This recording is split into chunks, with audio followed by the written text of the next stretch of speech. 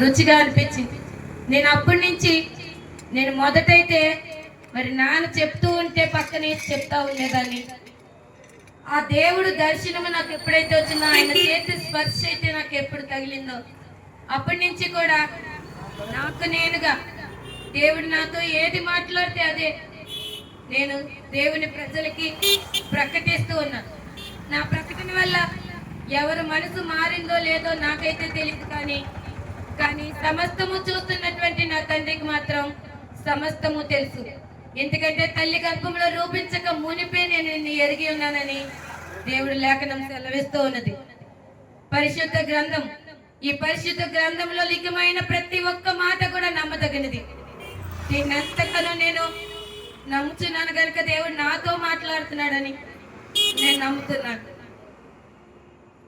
హల్లెలూయా. మరి దేవుడి నామాన్ని బట్టి మొదటగా ప్రార్థన చేసుకున్నప్పుడు వాక్యాన్ని నేను తెలియపరుస్తాను. మహాపరిశుద్ధుడా, మహాకరుడా, నీకు వందనాలు, స్తోత్రాలు దేవా. సర్వాధికారం కలిగిన నా తండ్రి, నీకు స్తుతులు, స్తోత్రం.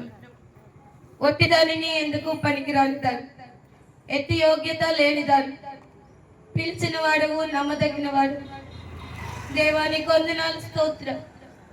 నీ సన్నిధిలో నేను ఎట్లుంటున్నానో నా హృదయం ఎరిగిన వాడు నీవు అయ్యా. నేను మనుషులకైతే సాక్ష్యం ఇవ్వక్కర్లేదు అయ్యా. ఇదిగో నేను నా తండ్రి నీ యందు సాక్షిగా జీవించే కృపను అనుకరించండి అయ్యా. నీ మాటలను ప్రకటించే జ్ఞానమును నాకు అనుకరించమని.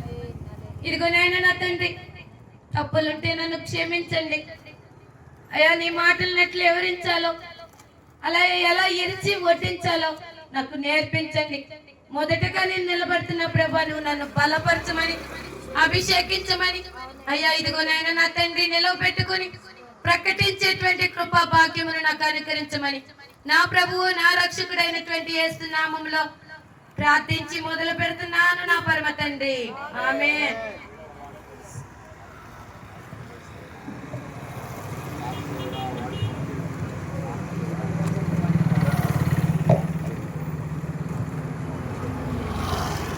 స్తోత్రం. హల్లెలూయా. యోహాను సువార్త 15వ అధ్యాయము 7వ వచనం. మీ యందు నా మాటలు నిలిచి ఉండిన యెడల మీకేది ఇష్టమో అడుగుడి, అది మీకు అనుగ్రహించబడును. హల్లెలూయా. దేవా, ఈ మాటలు దీవించు, ప్రకటించే భాగ్యం అనుగ్రహించమని ఆమేన్. హల్లెలూయా. నా యందు మీరును మీ యందు నా మాటలు నిలిచి ఉండిన యెడల మీకు ఏది ఇష్టమో అడుగుడని దేవుడు సెలవిస్తూ ఉన్నాడు. నా యందు మీరును మీ యందు నా మాటలు అంటున్నాడు దేవుడు. మరి నా యందు అంటే ఏంటండి? దేవుడి మాటలు మనలో ఉంటే, మనం దేవుడి యొద్దనుంటే మనకి ఏది కావాలో అడగమని దేవుడు చెప్తా ఉన్నాడు. మనం ఏం అడుగుతున్నామంటండి? దేవుడికి కావాల్సింది ఏంటి, మనకు కావాల్సింది ఏంటి? దేవుడికి కావాల్సింది ఈ లోకమంతయు కూడా ఒక రాజ్యముగా తండ్రి యొద్దని ప్రతిష్ఠించాలని దేవుడి ఆశ. మరి దేవుడి ఆశని మనము తీర్చేవారిగా ఉన్నామా, తీర్చలేని వారిగా ఉన్నామా? దేవుణ్ణి మనం ఏమడుగుతుంటాయా? నువ్వు నా యందున్నావు కదా, నేను నీ సన్నిధికి వస్తున్నాను కదా, మరి నాకున్నటువంటి బాధల్ని, వ్యాధుల్ని, అప్పుల్ని తొలగించని అడుగుతున్నాం. కానీ నా పక్కనున్న సహోదరి కుటుంబాన్ని రక్షించు, నా తోడబుట్టిన వాళ్ళ కుటుంబాలను రక్షించు, నా తల్లిదండ్రులను రక్షించు, నా ఇరుగు పొరుగు వారిని రక్షించు, నా భర్తని రక్షించు, నా బిడ్డలను రక్షించు అని మనం అడుగుతున్నామంటారా? అట్లా అడిగినట్టయితే ప్రతి ఒక్క కుటుంబాన్ని దేవుడు దీవించును గాక. ఆమేన్. హల్లెలూయా. మొదటగా మనము మరి దేవుడి చిత్తముని చేయగలిగితే, దేవుడి ఇష్ట ప్రకారం నడవగలిగితే మనకి ఏది కావాలనేది ఆయన అనుకరిస్తానని సెలవిస్తూ ఉన్నాడు. మనం అడగక్కర్లేదంటండి. ఎందుకంటే దేవుడికి ఏది కావాలో అది మనం చేస్తున్నాం కాబట్టి మన అవసరతలు తెలుసు, మన అక్కర్తలు తెలుసు. సమస్తము ఎరిగిన దేవుడు. దేవుడు చెప్తున్నాడు, తల్లి గర్భములో పిండముగా ఉన్నప్పుడే నా కన్నులు నిన్ను చూసిని అని దేవుడు సెలవిస్తూ ఉన్నాడు. మరి దేవుడు కన్నులు మనల్ని చూసినప్పుడు ఒక్క దినమైనను కాకమునిపే మరి నా గంధములో నీ దినములన్నీ కూడా లెక్కించి ఉన్నానని దేవుడు సెలవిస్తూ ఉన్నాడు. ఒక్క దినమైన కాకమునిపే మన దినములన్నీ కూడా లెక్కించి పెట్టుకున్నానని దేవుడు చెప్తూ ఉన్నాడండి. మరి ఏ దినముకి ఏది కావాలో, ఏది అవసరమైనదో, మనకు ఆకలేస్తుందో, మనకి దాహం వేస్తుందో, మనకి గృహము కావాలో, మనకి వస్త్రములు కావాలో, మన దేహమునికి మన గృహానికి ఏది కావాలో మరి దేవుడికి తెలియదు అంటారా?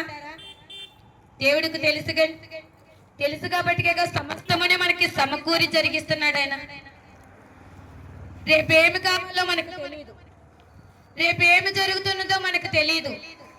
మనము ఈ దినము కూడా మనకు కాదు, మనము నిన్నటి వారమని మరి యోబు భక్తుడు చెప్తూ ఉన్నాడు. నిన్నటి వారమైనప్పుడు ఈ రోజు గురించి మనం ఎట్లా ఆలోచించగలము? ఆలోచించలేము. ఎందుకంటే కొంతసేపు కనబడి అంతలో మాయమైపోయే ఆవిరి వంటి బ్రతుకులు మన బ్రతుకులు. ఏ క్షణము ఈ ఊపిరి ఆగిపోతుందో, ఈ దేహంలో ఉన్నటువంటి ప్రాణము దేవుని యొద్దకి వెళ్ళిపోయిద్దో తెలియదు. అటువంటి జీవితముని మనం జీవిస్తూ ఉన్నాం. అయితే దేవుడు ఏం చెప్తున్నాడంటే, మరి నిన్నటి దినమని నేను ఒక వీడియో చూసానండి. ఆ వీడియోలో దేవుడు మాటలేదు. నేను దేవుడి మాటలు తప్పించి ఫోన్లో మరి ఏది కూడా చూడను. వాక్యం వస్తే చూస్తా, పాటలు వస్తే చూస్తా, ఎవరైనా ఏదైనా ప్రకటిస్తూ ఉంటే వారు ఎట్లా ప్రకటిస్తున్నారో అని చూస్తాను. అయితే ఆ వీడియోలో ఏమని వస్తుందంటే, దేవుడు వచ్చి తలుపు తడుతూ ఉన్నాడండి. తలుపు తడుతూ ఉంటే ఒక అమ్మాయి వచ్చి డోర్ ఓపెన్ చేసింది. డోర్ ఓపెన్ చేయగానే మరి దేవుణ్ణి పరిచయం చేసుకుని తన సొంత రక్షకుడిగా అంగీకరించి మొదటి స్థానముని దేవుడికి ఇచ్చిందండి. మరి మొదటి స్థానముని దేవుడికి ఇచ్చినప్పుడు తను ఎంతో సంతోషంతో, ఆనందంతో, అసలు ఎట్లా ఉన్నదంటే తన ఆనందం పట్టలేని రీతిగా ఉన్నది. రెండోసారి డోర్ మోగిందండి. రెండోసారి డోర్ మోగినప్పుడు మరి ఎవరు వచ్చారంటే ఒక విలేకరు వచ్చారు. ఆ విలేకరు ఎవరంటే సెల్ ఫోన్ లో వచ్చేటువంటి మరి వీడియోస్, ఆ వీడియోస్ ని ఆమె స్వతంత్రించుకొని దేవుణ్ణి పక్కన పెట్టి దానికి మొదటి స్థానం ఇచ్చిందండి. మరి అది కూడా అయిపోయిన తర్వాత మరొక వ్యక్తి వచ్చింది. ఆ వ్యక్తి డోర్ కొడితే ఆ వ్యక్తికి డోర్ తీసి మరి ఇప్పుడు ముగ్గురు అవ్వారు. ఆ ముగ్గురిని కూడా మరి దేవుడిని పక్కన పెట్టి మూడో స్థానంలో వచ్చిన ఆమెకి మొదటి స్థానమునిచ్చి, ఆ మొదటి స్థానం ఏంటనుకుంటున్నారండి? సెల్ ఫోన్ లో వచ్చేటువంటి మరి చూడలేనటువంటి అసహ్యకరమైనటువంటి వీడియో, దానికి మొదటి స్థానము తనిచ్చిందండి. మరి అది కూడా అయిపోయిందండి. దేవుడు పక్కనే ఉండి చూస్తూ ఉన్నాడు. దేవుడు చూస్తూ లేడని చెప్పి మనం పాపం చేస్తూ ఉంటాం. ఈ వీడియోనేగా, ఈ చిన్న పిక్కేగా చూస్తే ఏమైంది, పాపం చేస్తే ఏమైంది అని మనం అనుకుంటాం. కానీ దేవుడు నీ పక్కనే కూర్చొని కన్నీళ్లు కారుస్తూ ఉన్నాడు. దాన్ని సహించాడండి. ఇంకనూ నా బిడ్డ నా వైపు తిరుగుద్దేమోనని దేవుడు చూస్తూ ఉన్నాడు. కానీ మరొక వ్యక్తి వచ్చి డోర్ కొడుతూ ఉన్నారు. ఆ వ్యక్తి కూడా తను డోర్ తీసింది. డోర్ తీసినప్పుడు ఆ వ్యక్తి ఒక ఫ్రెండ్, ఆ ఫ్రెండ్ ఏంటంటే తనకున్న వ్యసనములన్నీ కూడా తనతో పంచుకోవడానికి తన గృహముకి వచ్చింది. మరి తనతో వ్యసనములు పంచుకోవడానికి వచ్చినటువంటి మరి ఆ వ్యక్తిని ఈమె ఆహ్వానించి ఆ 4వ స్థానంలో వచ్చిన వ్యక్తిని కూడా ఈమె ఏం చేసిందంటే ఈ ముగ్గురిని పక్కకు నెట్టేసి 4వ స్థానం మొదటి స్థానంగా తనకిచ్చిందండి. ఇచ్చి తన వ్యసనములకి తిను కూడా బానిసత్వం అవి మరి తనతో కలిసి తిను కూడా పాపము చేస్తూ ఉన్నది. ఆ పాపముకి నిమిత్తముగా దేవుడు పక్కనే ఉండి చూస్తూ మరి ఎంతగానో బాధపడుతూ ఉన్నాడు. దాన్ని ఆమె గ్రహించట్లేదు. సరే ఇంకనూ నా బిడ్డ మారుతుందని చెప్పి దేవుడు చూస్తూ ఉన్నాడండి. మరి మరొకసారి డోర్ మోగింది. ఆ డోర్ మోగంగానే మరొక వ్యక్తి మరి డోర్ కొట్టాడు. హల్లెలూయా. మరొక వ్యక్తి డోర్ కొట్టంగానే ఆ వ్యక్తి కూడా తను డోర్ తెరిచిందండి. అట్లా డోర్ తెరిచినప్పుడు ఆ వ్యక్తి తన్ను ప్రేమించే వ్యక్తి అంటండి. తను ఎక్కడ పడిందండి? యేసు ప్రేమ నుండి లోక ప్రేమలో పడింది. లోక ప్రేమకి బానిసత్వం అయిపోయింది. లోక ప్రేమకి బానిసత్వం అయిపోయి ఈ వచ్చినటువంటి 5 వ్యక్తుల్లోనూ కూడా దేవుడికి ఇచ్చినటువంటి మొదట స్థానమని ఆకరణ పడవేసి మరి ప్రేమించిన వ్యక్తికి మొదట స్థానం ఇచ్చిందండి.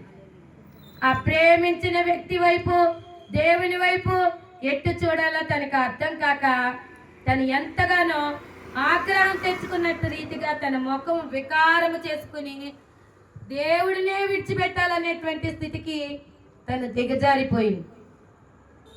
దీన్ని బట్టి నీతి ఏమిటంటే, మనము దేవుడిని విడిచిపెట్టి మొదట స్థానమని ఆఖరికి చేసి మరి రోమా ప్రభుత్వం వారు అయితే ఒక్కసారే సిలువ వేస్తారు యేసుక్రీస్తు ప్రభువు. కానీ మనము ప్రతిదినము ప్రతి క్షణము కూడా మనం చేసేటువంటి పాపాలను బట్టి, మనం చేసేటువంటి అతిక్రమములను బట్టి మరి అక్కడ ఆ వీడియోలో ప్రత్యక్షంగా చూపిస్తూ ఉన్నాడండి. ఆ అమ్మాయి మరలా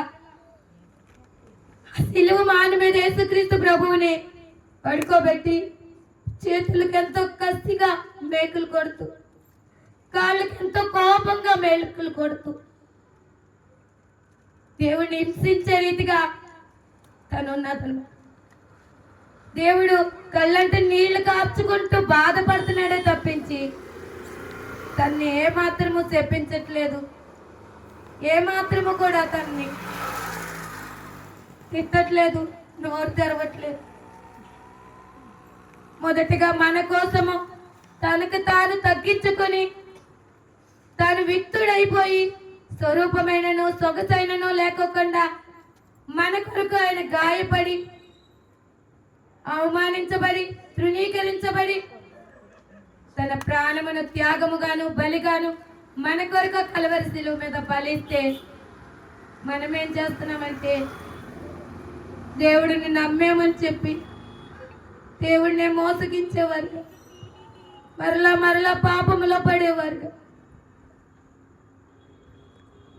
పాపముని వెతుక్కుంటూ తిరుగుతున్నాం. కానీ దేవుడు అది కాదు, నా కుమారి, నా కుమారుడా, నీవు నా వైపు చూడు, నా మార్గములో నిలువు, నా సత్య బోధలో నిలబడు, నన్ను అనుసరించు, నిత్య జీవమునిస్తానని దేవుడు సెలవిస్తూ ఉన్నాడు. ఈ లోక పాపము కావాలా, నిత్య జీవము కావాలా అని దేవుడు అడుగుతూ ఉన్నాడు. మరి నా యందు మీరును మీ యందు నా మాటలు నిలిచి ఉంటే ఈ పాపం ఎందుకని దేవుడు అడుగుతున్నాడు. మనం దేవుడి యందు వారిగా మరి దేవుడినే మనము ప్రాధేయపడి మన పాపముల నిమిత్తము మరలా మనం తప్పు చేసిన వారమైనా పాపము చేసిన వారమైనా కానీ దేవుడిని మరలా మరలా మనము వేధిస్తూ ఉన్న వారమైనా కానీ ఇప్పుడైనా నా వైపు తిరుగని దేవుడు సెలవిస్తూ ఉన్నాడు. ఇప్పుడైనా నీ పాపముని విడిచిపెట్టని దేవుడు సెలవిస్తూ ఉన్నాడు. నీ పాపముని విడిచిపెట్టి నేను అనుగ్రహించినటువంటి ఆజ్ఞలను బట్టి నా యందు నీవును నీ యందు నా మాటలు నిలిచి ఉండిన వెడల అప్పుడు నీకు ఏది కావాలో అది నీకు నేను ఇస్తానని దేవుడు సెలవిస్తూ ఉన్నాడు. మనమైతే మోకరించి, అయ్యా నా అప్పులు తొలగించు, నా బిడ్డలకు ఉద్యోగం ఇవి, మరి ప్రభువా నా తండ్రి ఇదిగోనైనా నాకు పెద్ద గృహం కావాలి, నాకు చాలా ధనము కావాలి అని అడుగుతూ ఉంటాం. కానీ అదైతే మనకు అనవసరమైనది, అదంతా కూడా వ్యర్థమైనది. ఇప్పుడు ఈ క్షణమే దేవుడు పిలిస్తే నా చేతిలోనే కూడా ఇట్లాగే వదిలేస్తే దేవుని ఎమ్మటి వెళ్ళిపోవాలి. అటువంటి అప్పుడు ఈ లోకం మీద ఈ భూమి మీద ఉన్నటువంటి ధన ధాన్యములు ఇవన్నీ మనకు అవసరం లేదు. ఏ క్షణమని ఏది కావాలో అది దేవుడికి తెలుసు. దాన్ని మన కొరకు దేవుడు సిద్ధపరిచి ఉంచానని దేవుడు సెలవిస్తూ ఉన్నాడు. మరి ఇవన్నీ కూడా మనకి కావాలని ఆయనకి తెలిసే ఉన్నదని దేవుడు చెప్తూ ఉన్నాడు.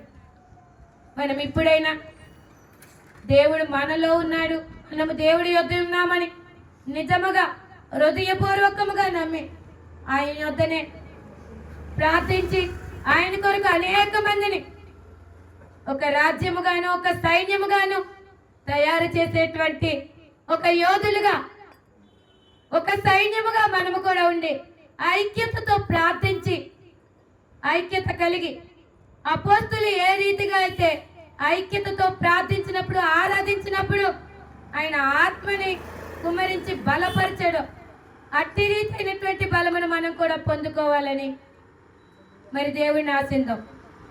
మరి జ్ఞానము లేని దాన్ని నేను చెప్పింది ఎవరికైనా అర్థమైందో లేదో నాకైతే తెలియదు, కానీ దేవుడి మాటలు దీవించును గాక. ఆమేన్. హల్లెలూయా.